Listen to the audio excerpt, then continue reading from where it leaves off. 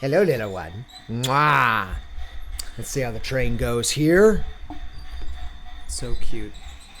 And there goes the train. Ooh. I just love this nostalgia thing to set up. Sanjuro, it's so wonderful. Look at this. We do Christmas right at the store. Wow. That is for sure. So cool. This particular version with the lights in the passenger train, I really love. I really There are love. lights. Wow. Jeez.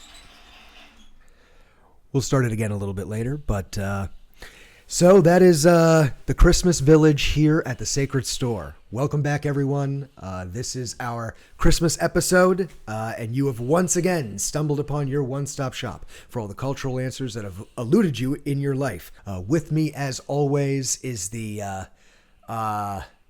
I should have come up with a Christmas thing. Like, I don't really know, like, a good, like, Christmas one, you know? I don't know. The Steve Martin of my John Candy in Trains, Planes, and Automobiles. Oh, I like it. You know, tough for me to find a better one. The Yule to my log. Ladies and gentlemen. No, let me go first. Okay. Goodness. Everyone with me as always. My better half, Mr. Mojo. Thank you. And this is, of course, my best bud, Sanjuro. Tonight, ladies and gentlemen, we discuss Christmas and our wonderful memories of that. Absolutely. My favorite holiday, we discussed last time that in your ranking, Halloween is number one, which I totally understand and respect. But I have to admit, I'm a Christmas guy myself. And as you can tell, I go a little crazy every year. I've built this village over many years. A lot of it in coordination with my former partner. And I'd say we probably started building this somewhere around 2008, 2009. It's been long in development. Many buildings replaced, many buildings upgraded. But I absolutely love the village, and setting it up every year is a really great joy. It really is gorgeous. Is this all like the same set or the same like maker? No, it's a little bit of a hodgepodge. Okay. Nowadays, I really only buy from Department 56, but there are various different manufacturers that they all have to be on the same scale, which makes it very difficult. There's a producer I really like called Lamax that they make great stuff, but they're at double the scale of this, which also means I would only be able to have half the number of buildings. Right. And so I unfortunately can't shop the Lamax catalog and fill in because it doesn't fit my particular scale. I like the fact that the buildings come from different places. You know, it makes it just so much more special. You know, the hard won each one of them, frankly. You know, and there was an iterative process. There were many buildings that were demolished and replaced, so to speak, in the Linder Village. Sure. And even down to the fact that today, within the last couple of hours, we have added this absolutely fantastic department building over here that is also from Department 56.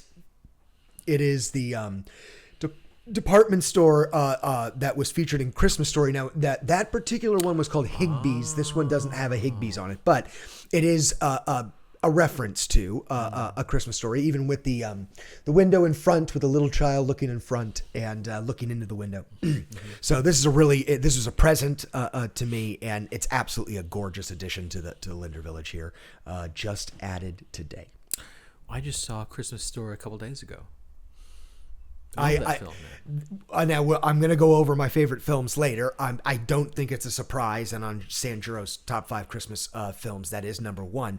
So much so, I have a very sanctified pattern that I absolutely am not allowed to watch it unless it is on Christmas Day. And I do so because when I see it, and when it's I know it's the holiday. Right. And it's funny. I started that about 12 years ago, and at a time when I know a lot of people who do that now. I was an outlayer at that time.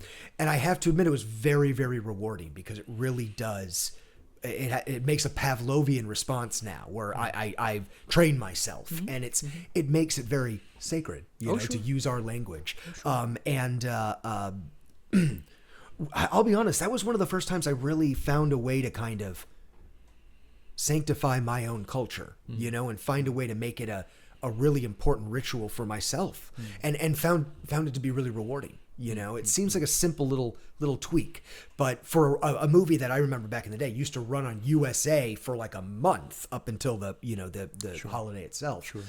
You can get fatigue with it. Is the with anything. I mean, I hate to say this, man. I got fatigue with The Empire Strikes Back, which you wouldn't think is even possible, but it is. You watch a movie enough times, your brain turns off, and I think I got to probably watching 235 with The Empire, and it I've actually had to take several years off. I don't think I've watched Empire since probably somewhere around 2020. Oh, or even earlier. Well, I've had to take a big break from it, frankly.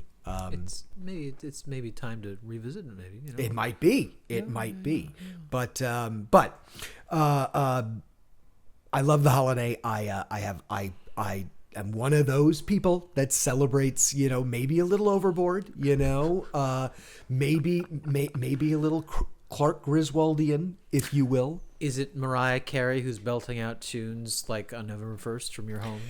I'm not that bad with it. Also, I have a very sacred playlist that unfortunately it's just too many songs to list here. I might throw some of my highlights in a long list at the end of the episode just to suggest to people. Sure. There are also some sleepers I really like by Roy Orbison and a bunch of other people that I think aren't part of people's normal rotation that are really strong.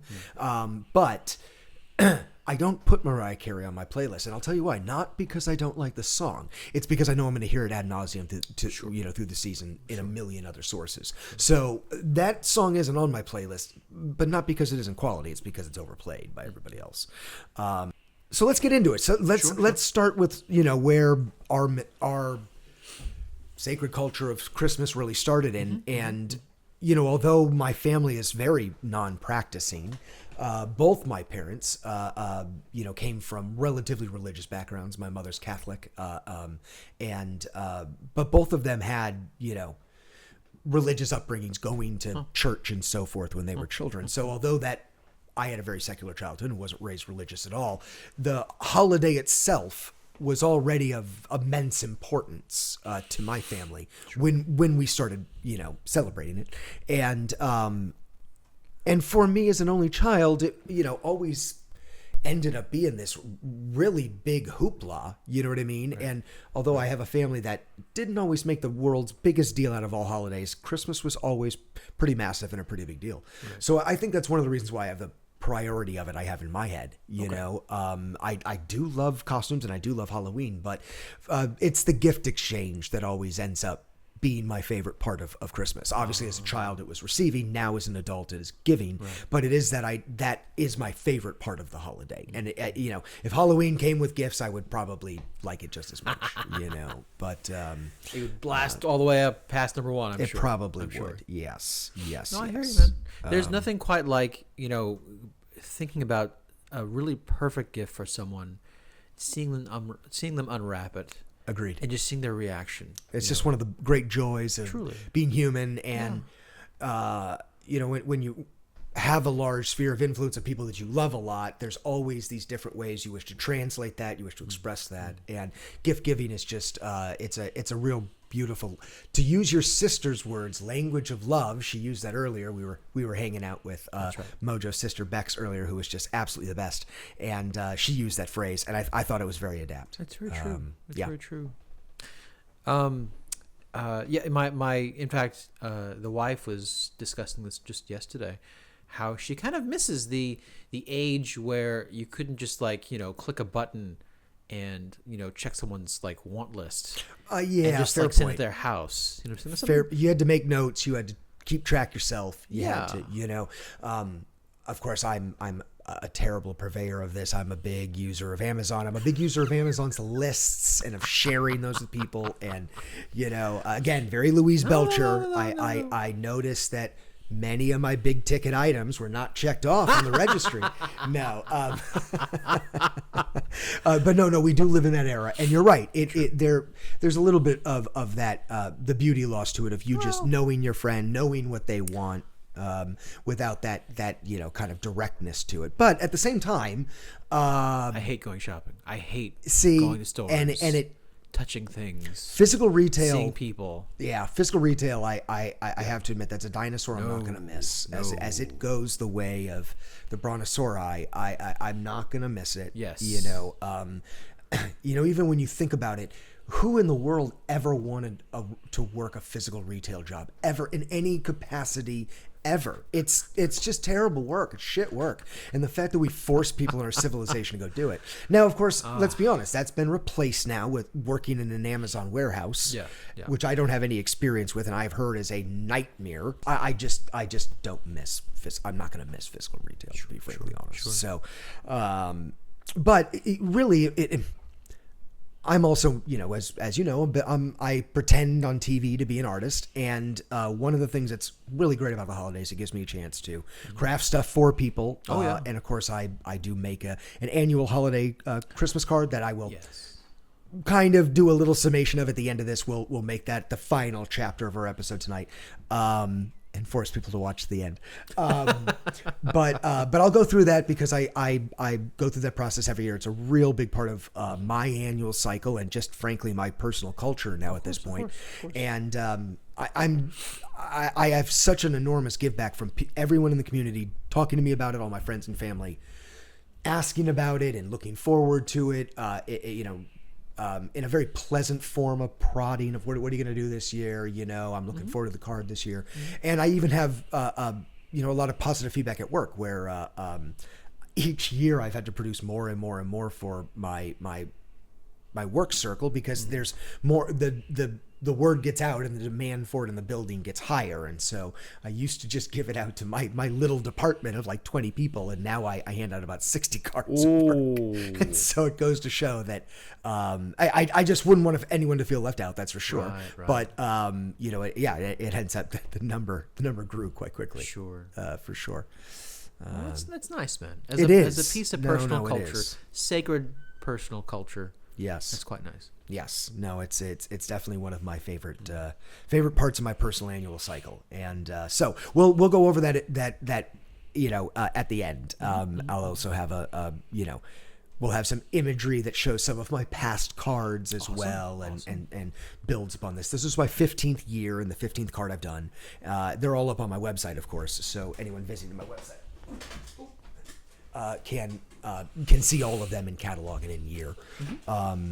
Christmas, I think it is part of that gift giving, crafting part of it that just hits me, so here. Sure. And then even in my adulthood, kind of late maturation here, I've gotten really into baking, and I like to make some desserts per year that I'm really into and I like to share with people. So it's just, there's a lot about the season I really enjoy, and I get to kind of add on to it. I make these millionaire shortbread bars. I think I shared them with you actually not even last year. I think I made them just even like 3 months ago to make myself feel better. Are still burned in my memory, sir. Okay. And in my gut. It's time for some more, I think. It's time for some more. Soon. In fact, I'll make an extra batch and I'll put some aside just for you. Yes. Thank you, sir. Give you guys your own set. Thank you. You were discussing gift giving. Yes. Is it a good time to talk about our favorite gifts we've received in Christmas? Oh, let's have a revisit of that. I mean, I think it's fair to say that we're adults that enjoy, giving more than receiving now. Sure. It's pretty fair to return to some memories of what we enjoyed getting as a child. Sure. Because I have some paramount memories, obviously, of receiving some golden 80s retail that blew my mind. I'm sure. Yes, let's rehash. You first. Yeah.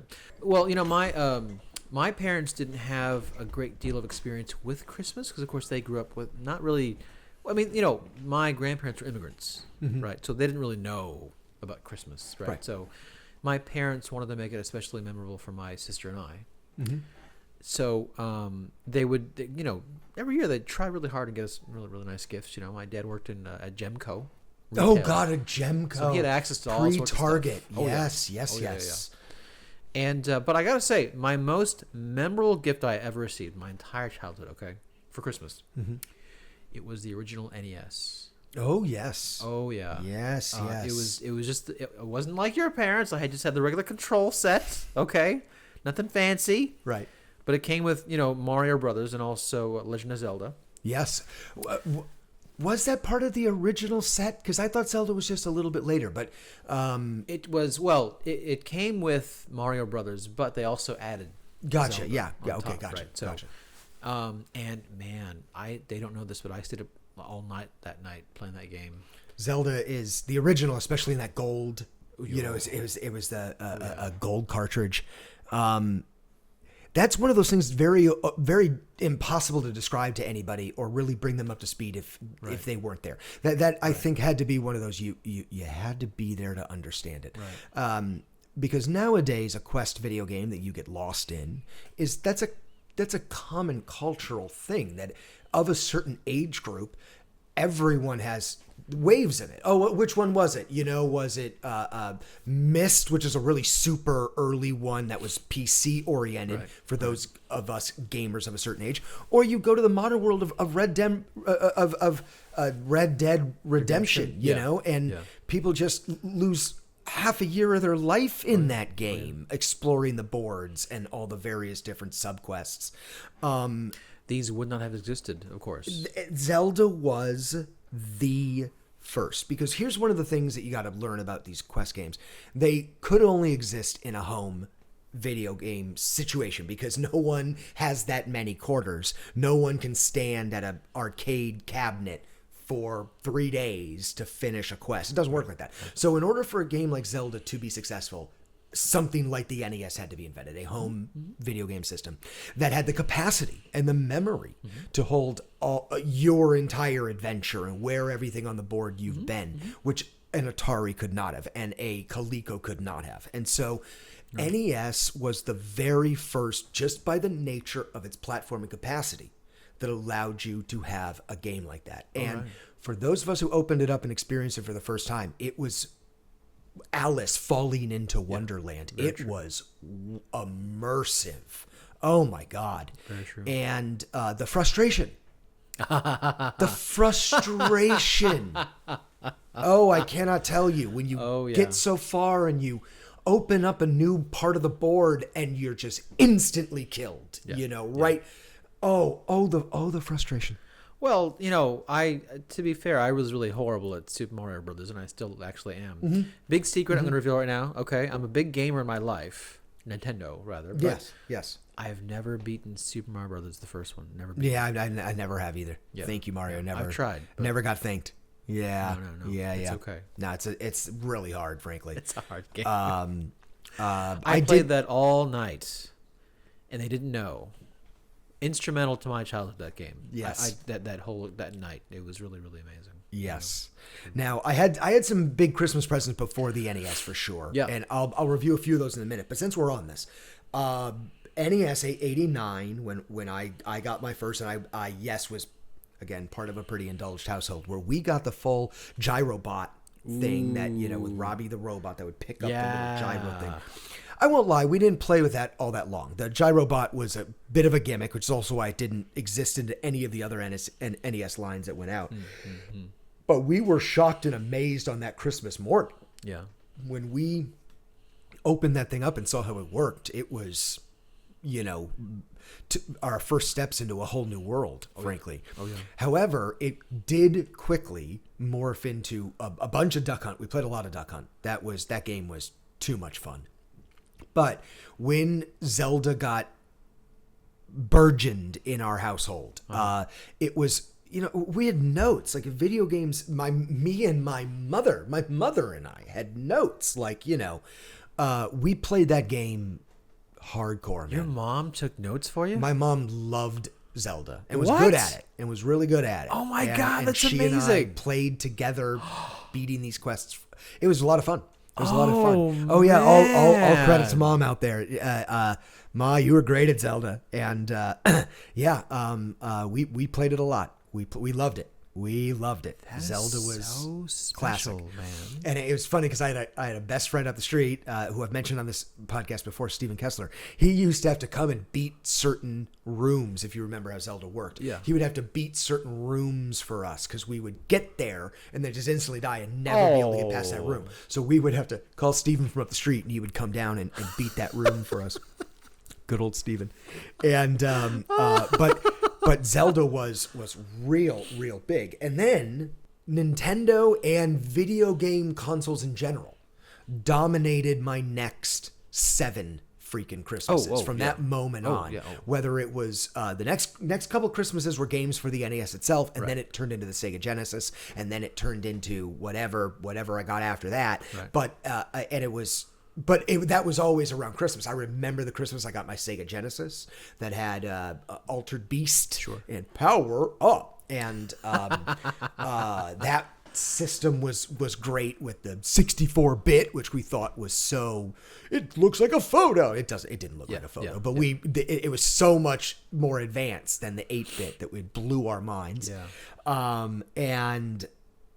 But yeah, video games, there was just from the age that we are, there was just a plain and simple decade where it was ruled by video games. Whether I was getting a new type of fancy controller, whether I was getting the new latest game, being pushed on that platform, whatever it was definitely video games. Now, I'll be honest, before that era for me was really the golden era of Christmases, before the NES, which was that was the era of Kenner and Hasbro, and that was where I one of my Christmas cards that I featured 2 years ago was one of my various earliest memories, where I got the Slave One vehicle from Empire Strikes Back for Christmas, and along with a couple of other Marvel action figures, that I also put in the painting as well, because I remember them so vividly from that particular Christmas.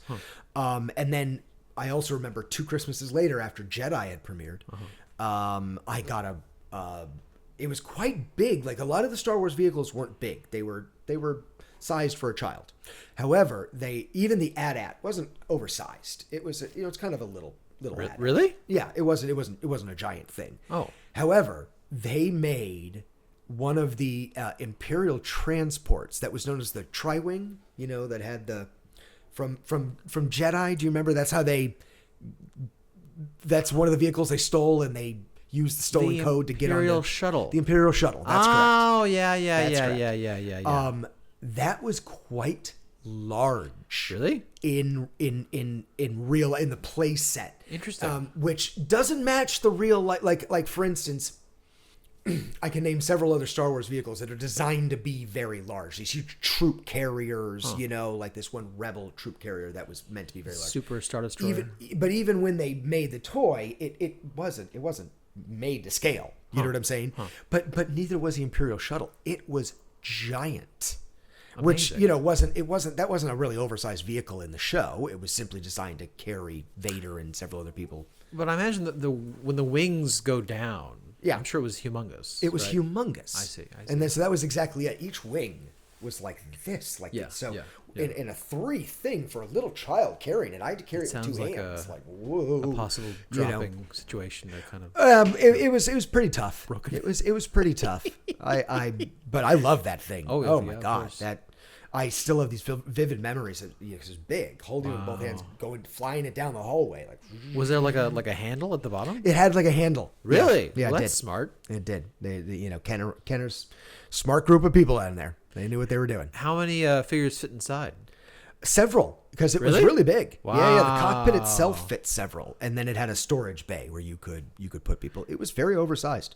Can you sense my jealousy in this question I'm asking you? Can you sense it? Yeah, that Imperial shuttle was fun, and that was a fun Christmas gift. I remember. Yeah. I remember the Jedi Christmas very vividly, very very vividly. That's cool. Well, because I was always a Star Wars freak, but by that point I was kind of old enough to appreciate the new release and all the new toys that went with it. And that Jedi Christmas was of legend. That's legend. Nice, my dad taking all the proofs of purchases off and sending them in to get me an Emperor. I got that Emperor too. Yeah. Yes. And all credit to John Linder for he always helped me do those mail-ins and get those things, for whether it was Refrigerator Perry as the G.I. Joe. That was a mail-in. To several other really, really good ones over the days. Zartan and several of the other greats. My dad was... There was a Transformer also that I think you could mail in for. Ah. I'm pretty sure it was like what was it like a top spin changer or something like that? Something like that. Something like the camera guy. I forgot. But yeah, those are great. I got those too. Those are great. Yeah. But yeah. So then obviously post NES, it was just all video games. I do remember one year when I got a bike, and oh my God, I love that bike so much. I rode that bike forever. I lived on that bike after I got that bike. I felt that way about Tetris. Yeah, well, the Game Boy. Yeah, okay. So the Game Boy, which that would have been a year or two after the NES year, it would have been somewhere around 90 or 91. Yeah. The Game Boy was, wow, that was pretty special. I played the thing to a get lot. one of those, like, whoa, and and it was such a beautiful little thing. Like its design was gorgeous. Design was beautiful, but you had to have a lamp. Like it had no internal light. You had to be positioned exactly right. No internal light. You had to like hold it exactly. Correctly. Oh yeah. Not a great screen. Well, no. Not a great screen. No backlit. Nothing like we would think of it now. They never made a backlit Game Boy in this country, but they made one in Japan. Oh, how interesting. Yeah, and I almost bought it, but it was like very, very expensive. It's very, very hard to get. Yeah, well, I'm sure. Wow, a backlit Game Boy, crazy. Yeah. That's nuts. So I thought for sure you're gonna mention like Voltron or some other humongous No, Voltron wasn't associated with Christmas. And I don't. I'm sure there was some time I got some sort of mechanized monster or something for Christmas, but I'm failing to remember at this time, to be truthfully honest. Okay. And like I said, I didn't have a tenured stint with Transformers. I was more of a Star Wars and then a Joe guy. And so, yeah, I don't have. I'm pretty sure I did get that diecast Voltron. In fact, now that I'm old enough to realize, I've seen it and its various pieces online so many times. I know I own that at some point, but it was given to me as a birthday present by my grandmother. And I don't remember the year. I just love hearing about your gifts, man. I just love it.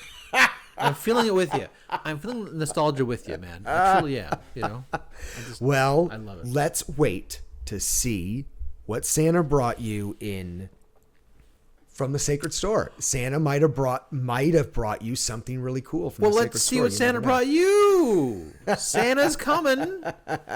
He might bring you something good. So we are not doing our gift exchange today. We are doing our gift exchange soon, but it will be it's going to be epic. I'm really looking forward to it. We'll see how it goes. I'm really looking forward to it. If you're a good boy, then we'll see. Who knows? And maybe I got all coal. Let's see. I might have deserved that. Okay, so legendary other Christmas gifts. I think that really rounds it out. Mm-hmm. I'm trying to think of legendary Christmas gifts I gave other people as a child. I can't remember. I don't think I gave very good gifts before I was, in my 20s. But did your family have like a Christmas routine? Like you always did this on Christmas Eve, on Christmas Day? Yes, we did have absolutely a very specific pattern. So for my over-eager self, there was always one Christmas Eve present you can open. Oh. You could open one because it would, otherwise my head would explode, So that night before, which usually that Christmas Eve is always traditionally in my family been the night that's when really everybody gets together. We all do something big on Christmas Eve. When I was a child, we spent various Christmas Eves at various different places, including several Christmas Eves at my stepfather's family's house out in Concord, and some of those were fun and adventurous. In my adulthood, and pretty much since my 30s, I spent all of my Christmas Eves out in Vacaville with my aunt and her family, and that's where I'll be this Christmas Eve. But when I was a child, and we would always do that like big family thing, whenever we got back from it that night, I would be allowed to open one present, because otherwise I just wouldn't sleep. Is the truth. I would stay up like a meth tweaker and just like staring at the presents. Like, so they figured, okay, the only way to placates Sanjuro is just let him open one present, Right. and so then and I, like little Randy in Christmas Story, I'd go to sleep holding it like, and then I'd wake up. Zeppelin. That's exactly right. This one's mine. So, I'd get up at 6 a.m, wake my parents up. Sure. No, actually, that isn't true. I would get up at 6 a.m. and go down and assess. And I just look at everything. Recon. And guess, I mean, even though I was moments away, I'd still guess and I think I know what that is. Oh, I did get that, like all that stuff. And then when I kind of did that for myself, I would then all right, now they can watch me open.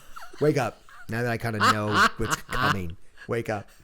And this is all very only child stuff. There's no way other children run a household like this. Right. It's more chaos. But and then we'd get up, we'd open presents, and then remember, it's been many hours we haven't eaten. We'd throw some food down, and then spend the rest of the day preparing like a Christmas meal that we usually eat pretty early.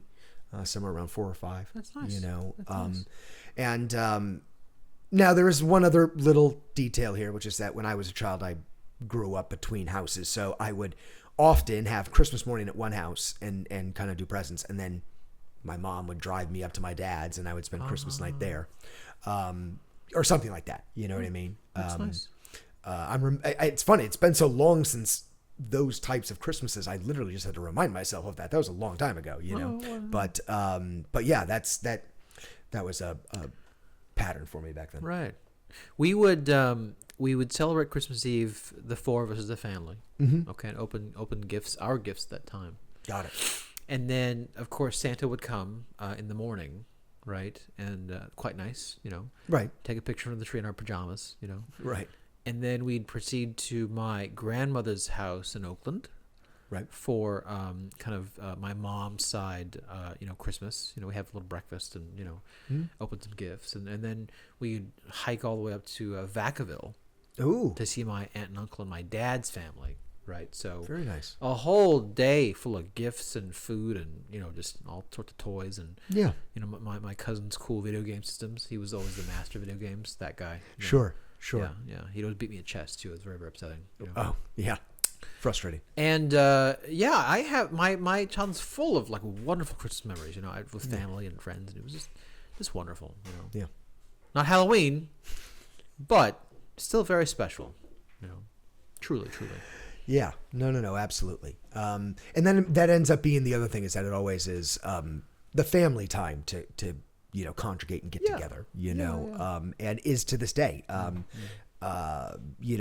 In fact, when I did my first Christmas card, which was back in first Christmas card I drew and made, which was back in 2010, one of the big drivers was that I had a bit of a built-in audience at my aunt's on Christmas Eve. And so, at that time, I didn't have many people to mail a card to, and I didn't, no one at work was asking me for stuff like that. But I knew if I made a whole bunch of them, I could go to my aunt's and hand them out, and everyone would be like, "Wow, Michael, you made these." And so, in so many ways, that support system helped, give birth to that pattern. So yeah, these rituals and getting together with family and being with family at this time are they're very important, and I think it's at the heart of what makes this holiday so special. Yeah. Other holidays can be very community oriented, but Christmas by its nature, I think it has to do everything, of it surrounding the solstice.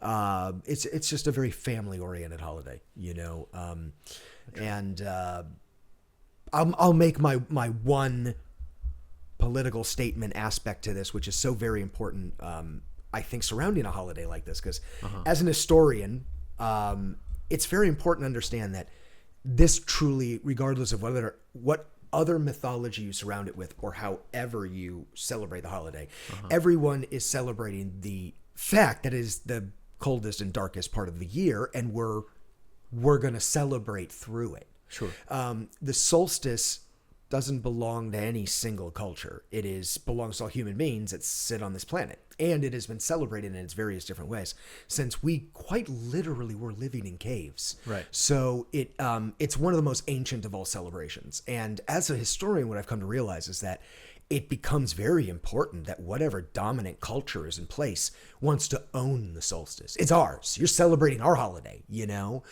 Even the fact that it's on the 25th, you know, in our culture, that comes from the fact that the Romans hadn't adjusted their calendar yet. So their solstice was much closer to the 25th than it would have been the 21st, which it's actually on.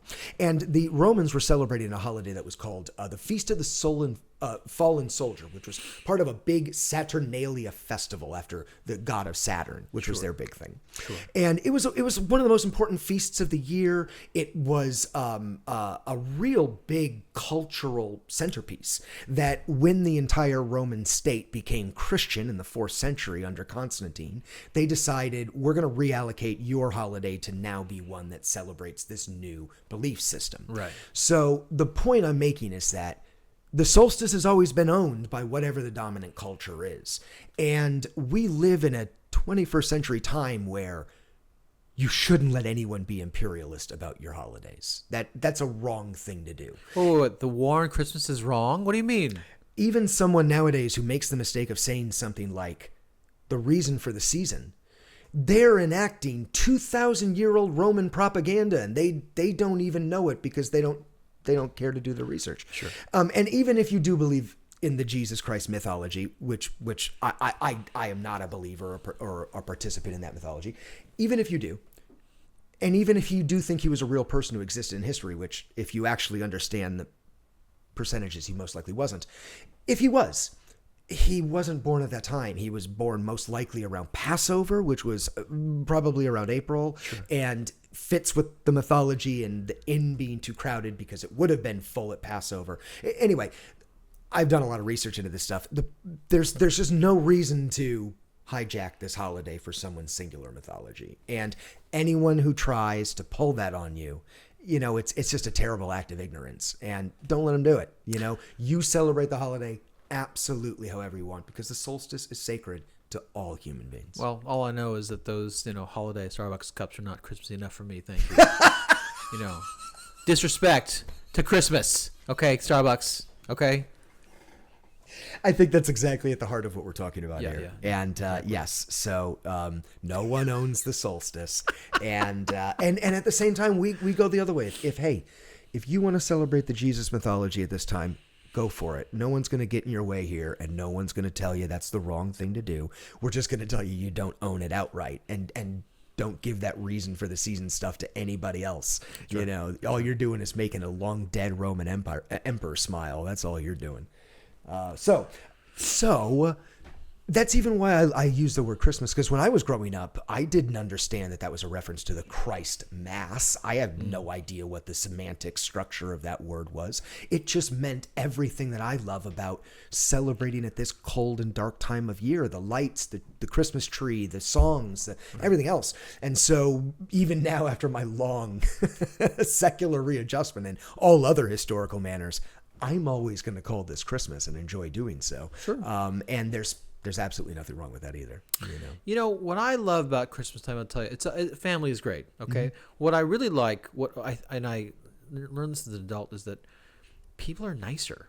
They are. I mean, let's admit it. Let's just admit it. Okay. Throughout the year, most people you meet, they're freaking jerks, man. Okay. It's the truth. Okay. But for some reason, I don't know why this is. Oh, no, it's societal. Charles Dickens single-handedly made a lifelong effort to try and reverse that trend so that people would try and be better to each other at this time of year. And it worked. Yeah. Of all the other things I was just talking about, a lot of that's kind of unproven mythology. Charles Dickens was a very, very real person and a beautiful writer who had an amazing effect on our current day culture. And that idea that goodwill towards men and that we're all going to try at this time to just be a little bit better to each other. Because if you think about it, this would actually be the time by nature's structure where we'd all be the worst to each other. We would be starving, we would be cold, we would be at each other's throats. Right. And I think it is an exact metric of how far civilization has come in that in a direct conscious effort, we do the opposite right when it is coldest and darkest, Right. right when we should be really kind of annoyed with each other, and instead we're going to be our best to each other. And I think that is what is so great about this season. It's a celebration of truly what makes humans great. We're going to cultivate our own joy at the coldest and darkest time. We're going to make this a joyous celebration. It's a great thing. I like it's that a lot. Really, really great I thing. like that a lot. Yeah. That's right. Yeah. Certainly one of at the heart of why I love it so much. And there's a resilience factor to it, and there's a celebration factor to it. One of the things I've always said is that as an only child, I got a little burned in my youth with birthdays and stuff, because my life was already kind of an overindulgence. I always felt birthdays kind of took it just a little too far. Like, everyone's supposed to celebrate me on this day, but Christmas we all celebrate together. Right. So I've never really been a big birthday person, but I am a very big Christmas person because we all share it. Yeah. It's our day together to share it. It's like humanity's birthday, and I love it. I just absolutely love it. I really do. It's a great thing. That reminds me of the kid in the chair. See? And that's so true. That is your Christmas miracle. That's true. That's true. Fair point. It's. I just want to say that February. Picture this: February 2009. I wake up. This is, of course, near Valentine's Day, right? Right. Okay. I wake up and have from a dream, and the dream was this. Okay, that my pregnant wife was sitting in the doctor's office, but the doctor was actually Santa Claus. And he was pointing to like an X-ray, which of course you can't do when you're pregnant, of course, right? Right. But and he was telling her, "Look, this is your baby." Okay, okay. This is February. Okay, right. 2009, of course. So there's no. She wasn't pregnant at that time. Of course, that's not, crazy. Right? Okay. Yeah. But she got pregnant. Yeah. Okay. Yeah.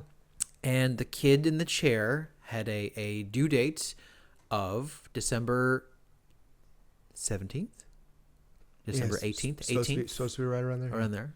Yeah, he was late. Yeah. He wanted the most dramatic birthday possible. So, on Christmas Eve, we took a nap. I woke up, heard a pop. Okay. And then that was it. Wow. We had to get to the hospital. He was born Christmas Eve. Very nice. Yeah. The greatest Christmas Eve, gift baby. ever. Christmas kid. Yep. Yep. So, of course, our tradition, family-wise, right, is, of course, a lot of people say, "Oh, your kid's born on Christmas. Oh, he must get one gift. Ha, ha, ha." It's every single year that people say this to me, right? The truth is, he gets one mountain of gifts. Of course. This time of year. Right. This year, of course, being no exception, he will get a mountain of gifts, right? In Japan, America, doesn't matter, okay? Right. So many gifts. And remember, in Japan, you have Christmas cake. Right, that's right. That's a big thing. Yes. So every year, Yes. we get 2 cakes. Oh, geez. That's a lot of cake. That's a lot of cake. That's a lot of Birthday cake. cake and Christmas cake. So it's a one for the 24th and one for the 25th, essentially? Correct. Yes. Correct. Yes. Therefore, we have things like this. You see? Okay. It's all Christmas cake. Thank you. Yeah. So yeah, my Christmases since then have been just extra joyous, man. I gotta tell you, Yes. Yeah, man. I have always loved Christmas, but now I doubly, triply love Christmas time. It's no, I'm glad he came along to kind of up your love of this time of year for sure. Oh yeah. Because it's certainly my favorite. And no, I'll be honest, that has a lot to do with the fact that I did grow up in California. I didn't grow up in an area with snow, so the season for us isn't quite so brutal in the teeth. Hey, we get 47-degree days here, and I'm hurting. I'm not going to lie. 47 degrees is painful by anyone's standards. I don't care what anybody says. I think they're wearing shorts in the Midwest, probably. Yeah, they're probably 47 laughing degrees. at Oh that. my gosh! Yeah, they're laughing at that for Look sure. at the barbecue. That's for sure. No, let me tell you, I was raised by 2 Illinois parents. I got a lot of we walked to school in the snow uphill both ways. I got a lot of those stories growing up. But no, just horror stories of what it was like to try and go to work. Yeah. In really, really bad weather, and oh man, So no, I think in so many ways my appreciation of this season, of course, has California winters that are pretty mild, right. But it makes celebrating snow and all this stuff kind of a novelty, unless we want to drive up to Tahoe and get it in the teeth, I love Tahoe, but during the winter, boy, Tahoe is crazy. Remember what happened to the Donner Party up there? They get winners. They get winners up there. No joke. No joke. Oh man, no, they weren't very nostalgic about snow at that time. They weren't skating around. No. They were doing something else. They were munching on each other. They were cooking. Yeah, oh yeah. Yeah. There's just something about Christmas that is just so magical for me. It's still an elusive thing. It's made up of a whole bunch of lifelong experiences, movie influences. We'll get to some of those in a minute. Sure. All right, so now that we're getting close, I think we're going to get to our favorite Christmas movies because I'll be honest, this isn't a holiday where on the holiday itself you travel a lot. We don't want to travel a lot. We want to stay home, cook, open presents, and what better to do than watch classic movies you really love and you've seen your whole life, and we have a very, very specific set of films that we start. Now, rather than talk about the films that I watch on that day and in the order I watch them, I would rather talk about my top 5 and more rank them in that category. Sure. This is not the order I watch them on the day, but it is the order I watch that I think they are quality films, and at some point within the month of December each year I watch each of these at some point. Sure. So number 5 for me is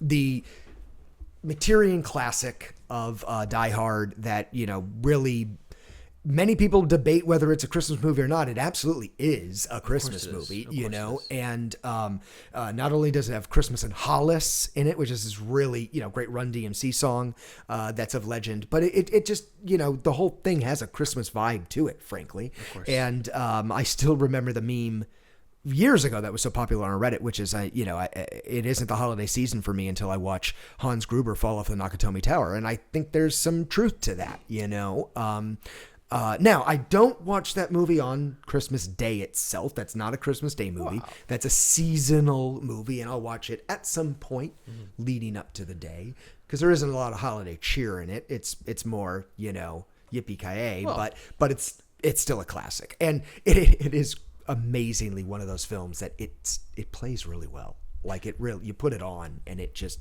plays really well. Now I have a machine gun. Ho ho ho, right? Is the quote? Ho ho. Yeah.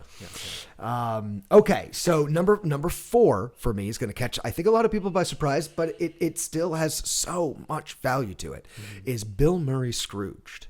And not only is there a great performance by Carol Kane in it as the Ghost of Christmas Present, there are all kinds of standout side performances of gems, people even just showing up just for a few minutes and being just fantastic.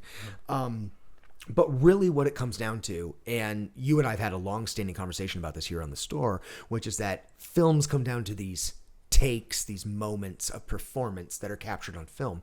And one of the greatest takes in film history is in the very end of Scrooged, where he has that moment of transgression on the live broadcast of the TV show he was producing.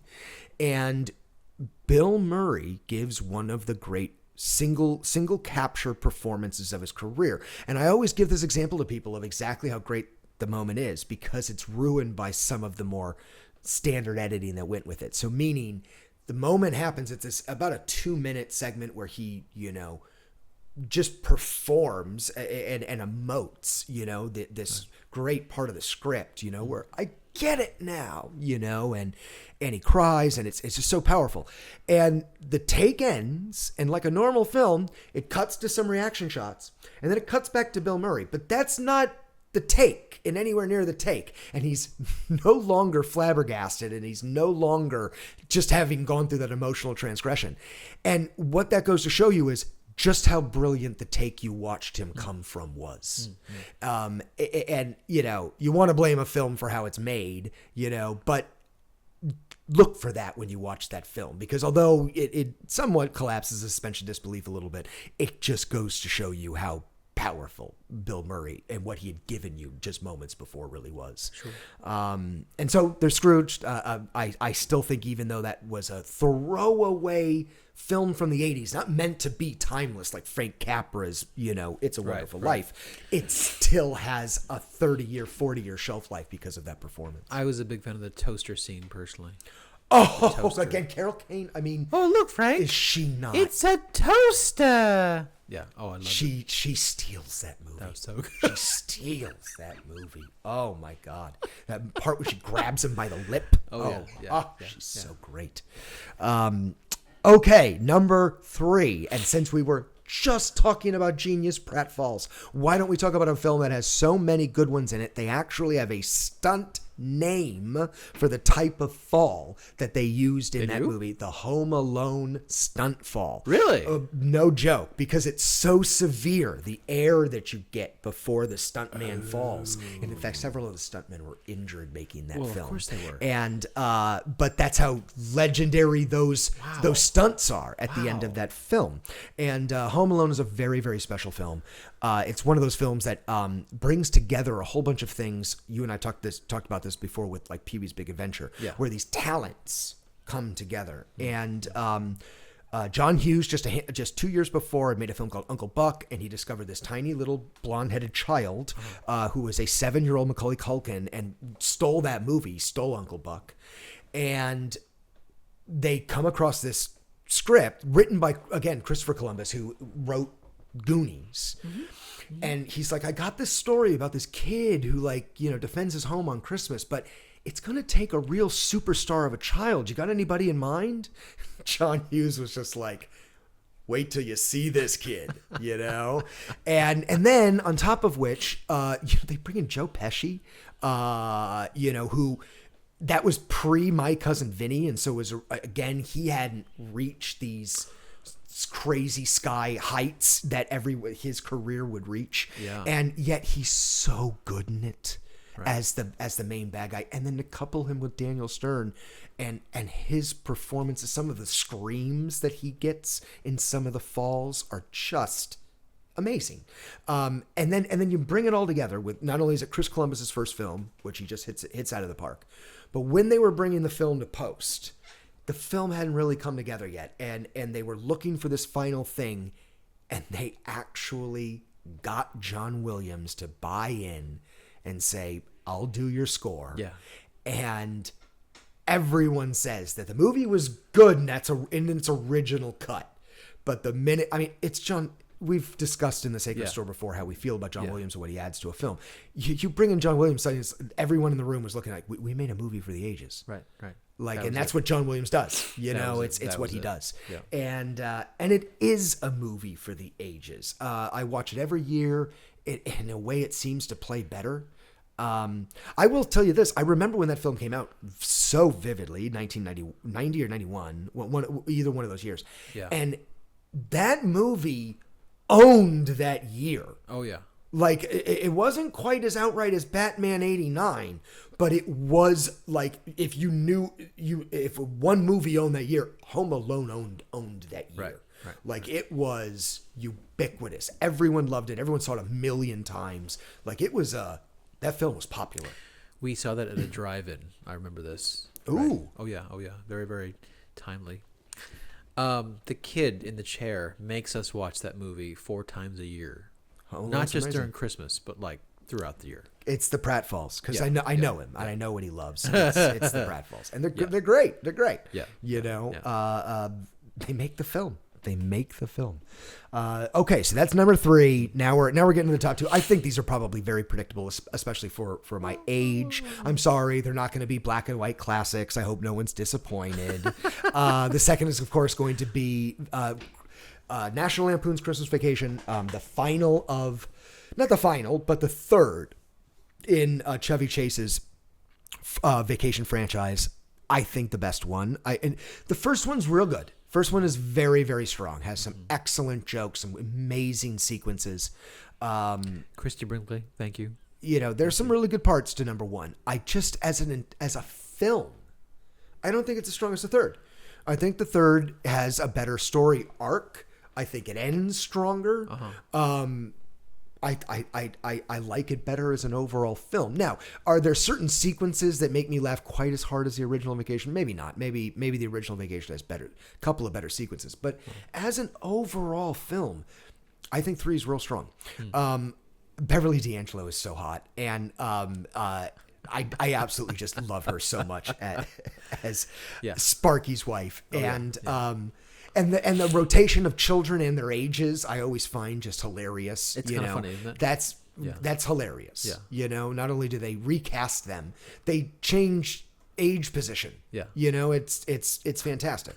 And where they landed in the third one is really great. Juliette Lewis and a little nobody who was really great in it, who played her little brother.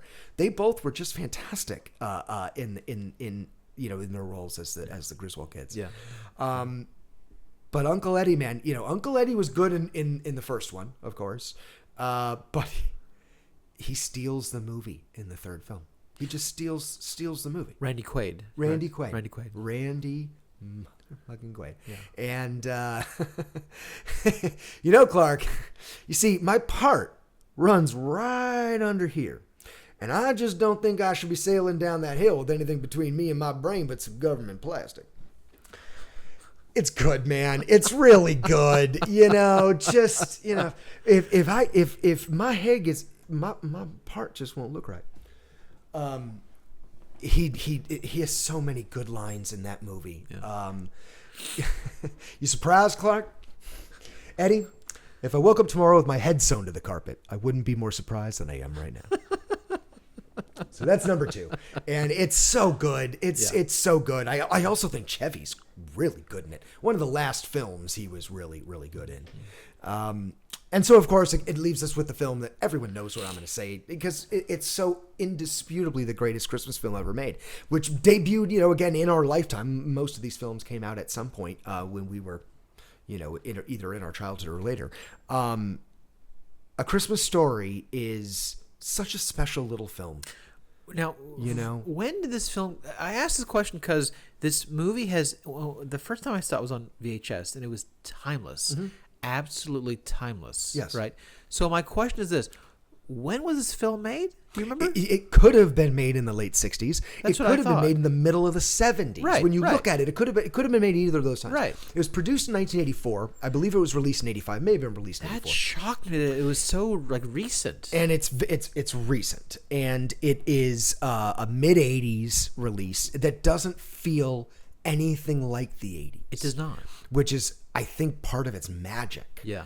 And of course, it's important to understand that it was made in the 80s from a book that was written in the 70s of a time period that was supposed to be of the late 40s, early 50s. That's what I thought. So it's important for you to understand, all of this echoing effect. Right. Now, I will mention at this time that they did have a sequel made called A Christmas Story, the movie. Did they? They did, which is about Ralphie growing up and it being in the 70s and what happens when Ralphie's dad passes in the 70s and how they handle that Christmas. And it's actually very well made. That sounds like a tragic... No, it's actually made with a lot of love. I actually thought it was pretty good. Is Darren McGavin in this one too? All the original cast is really? And well, the dad isn't, because he isn't in it. The dad passes in it because he wasn't alive to reprise his role. I see. And no, almost everybody reprises their role. Some people couldn't, but I think almost everybody does. And it was actually quite well made. I enjoyed it. There were a couple of parts to it that were really, really good. That I don't want to give away, but it's on Netflix, and I definitely suggest that if you love the original, I don't think the sequel's a bad watch. Now, it's not a mandatory watch. You know what I mean? If you like the original and you want to stick with the original, right. No problem. But it was quite a cute little sequel, right? That was released, I think, a couple of years ago now. It's funny how, you watch something when you're a kid and you grow up, you watch it again and you identify with a different character. You know what I'm saying? Of course. I'm totally, like, when I was a kid, it was all about Ralphie, right? Right. I see it again recently. It's all about the dad. Oh yeah. That's the dad's movie. Yes, it is the You know? dad's movie. Yes. Oh yeah, yeah. No, absolutely. And what a beautiful portrayal, you know. Yeah. It really was. I think the whole story is a bit of a love note to both of his parents. Oh yeah. You know, his Oh, mom yeah. as well. Oh yeah. Who Who has Melinda never Dillon, never had a hot meal in the past never had like a hot meal for the 9 last 10 years. Yeah. Yep. Poor Melinda Dillon. And and how she got her youngest to eat. Yeah, You know, show me how the little piggies eat. Oh my God. You know, Oh. absolutely adorable. Right, Just adorable right. though, and you know, high emotional intelligence parenting. I think you know for the era. Yeah. And no, I think that's very, very sweet. Another once in a lifetime kind of cast. Agreed. And script. Agreed. And just very was Goonish. Everything was Yes. just, you can never make another film like that. Fully agree. Never, right? I also think it was one of the hidden titles we left out of the Only Could Have Been Made in the 80s episode we did, where this is the more appropriate time to cover it, but that film qualifies. I think you're right. Where I just think at any other time it's too saccharine, or it's simply just something about it being made in that decade. It just came off Right. just perfect, you know. There were some hidden Christmas gems I'd like to uncover for you Please, if we have a little time. Okay. A couple recommendations for myself. Well, I will say the recent 8-Bit Christmas with Doogie Howser. Interesting. Yeah, well, not Doogie Howser, but the gentleman. No, of course. Right. Where it tries to be like a successor to Christmas Story, but it's about the, of course, release of the NES. Right. In the late 80s, right? Right. A very, very good film. Good watch. Oh, right? interesting. Okay. As for a Christmas film. Yeah. Also, something, I'm not sure you've seen this, but I will mention it because, of course, I need to. It's an animated film from Japan. It's an anime film called, from Satoshi Kon, who died, unfortunately, but way too young. It's called Tokyo Godfathers. Tokyo Godfathers is a remake of a Western, and it's about 3 homeless Japanese people who find a baby, and they have to bring it back to its mother. How interesting. It's a Christmas film. It's in snowy Tokyo. It's a wonderful, wonderful Christmas film. A comedy. How interesting. And a drama. Okay. Tokyo Godfathers. Check it out. Tokyo Godfathers. Got it. Yeah, well, okay. In fact, we may have to bring it. We'll watch it this year. Absolutely. Absolutely. What else? Christmas films. Those are 2 very, very good ones, I think. Yeah. Oh, the film that my father has to watch to get in the mood for Christmas every year. We watch it also. It's a musical called Scrooge. Okay. One of the late 70s, early 80s death of the musical kind of films, you know? English, really, really twisted, man. I mean, Scrooge, he goes to heck. Yeah. Okay. He goes to heck, and he's like, imprisoned, Sure. in the final part of his his kind of journey, right? Albert Finney No, interesting. as Scrooge. Very, very English production. I do recommend it. Interesting. Yeah. Okay. Yeah. Okay. Yeah. Scrooge. No, I love it. Okay. Truth be told, I actually really Disney made a Scrooge, a Christmas Carol remake starring Jim Carrey with some image capture. Yeah, I didn't And it see was that very one. good. Was it? I own that one. I actually thought that was quite good. I think Carrey's performance is very strong. I love many different versions of A Christmas Carol. I actually think that's one of the strongest. There's been many of them. Oh yes, it's endless. There's a Muppet version. There's many of them. Yes. Yeah. Yeah, Michael Caine's quite good in the Muppet one. He is, believe it or is, not. actually. But there's just a whole, that's as timeless as it gets. But there's so many different versions. We already named several, but Scrooged is one of them as well. A George C. Scott. Yep, version, that was a very serious one that was made in the either late 70s or early 80s. Oh yeah. Yep. Oh yeah. Yep. There was of course the Mickey Mouse version, right? Yeah, that's right. With Scrooge McDuck. That's correct. Yeah. That's correct. Many of them. Yep. Yep, that one's pretty timeless. Okay. That one's pretty timeless. Well, I hope that we can all see some very timeless Christmas films this season. Yes. Yes. And I hope that everybody who wanted to get my Christmas card did get my Christmas card. Of course, there's a little link up on my website that you can get to through the stores page. Sure. And you can, if you haven't gotten a card, you can always submit your address to that little link, and I'll make sure to add you to future years. But every year, I really like sending out the card. I always go through a big design and concept fight where I go through a big writer's block period before something comes through. This year, luckily, we had the store to promote, and so that kind of dominated the idea. And so I just wanted to make something that was storefront-ish. And the actual building I used for our store I think that's from someplace like Bruges, although I changed it so significantly, even if you were to see the original, you probably wouldn't reference it. But the buildings that are right next to us, just down the little street, that Mojo's Tavern's from, that's from a place called Colmar, France, and they have this really famous, it's called the Hijix, and it's this, it's a market, and it's built in the middle of the 15th century. It's really, and still maintained to this day. It's really, really beautiful. And I used that structure as the inspiration, but it didn't have a good down the street. So I took that out and I replaced that with a really famous shopping street in British Columbia, Canada. Okay. And so, that's what I do. I find these kind of pieces and I put them all together in the painting to create this kind of one of a kind fantasy thing. Sure. And then I just put us in the store, just made the toy store the sacred store, and It's a gorgeous card, man. I appreciate Sincerely, truly. I appreciate it, brother. And but it's always a lot of joy to produce, and I hope everybody gets a lot of Christmas feels from it when they get it. That's the point, So if I achieve that, I definitely achieve the goal. Yeah, for sure, for sure. All right, well, I think that was our Christmas. I think we've covered it. Boy, I love this holiday. We're still a couple of weeks away here as we record, but I'm super looking forward to it. We gotta spend a good portion of the holiday together. If I don't see you actually on Christmas, I hope so. We have to get together.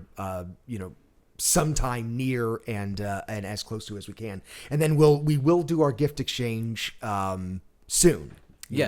Soon. Yes. There's several other things we're waiting to be delivered, and when everything's in hand and everything's wrapped up, we'll do our gift exchange. We'll film that as well. Santa is busy. It's very true. Santa's very busy. He might come through. We'll see. I don't know. We'll see. For sure. Yeah. Well, everyone, may your cups be full and your season be merry and bright. Yeah, may your hearth be warm. Yeah. May it be filled with family, love, and joy. And may you be surrounded by all those that mean the most to you during this season. And hopefully you, in your own way, let them know how important they are to you and how thankful you are to have them there. Here at the Sacred Store, we're all about these things. We're all about these cultural celebrations and cultivations of joy. Christmas is at the center of that for us. So thank you for coming back and sharing that with us. We hope we gave you some ideas, some feels. That's what we're here for. And we'll see you really soon. Okay? Merry Christmas and happy holidays, everyone. Merry Christmas and happy holidays, everyone. Thank you. Our job here at the Sacred Store to tell you about the culture that is sacred to us. Hopefully we can help you find the real magic, which is finding the culture that is sacred to you. All right, everybody. Enjoy the holiday. We'll see you soon.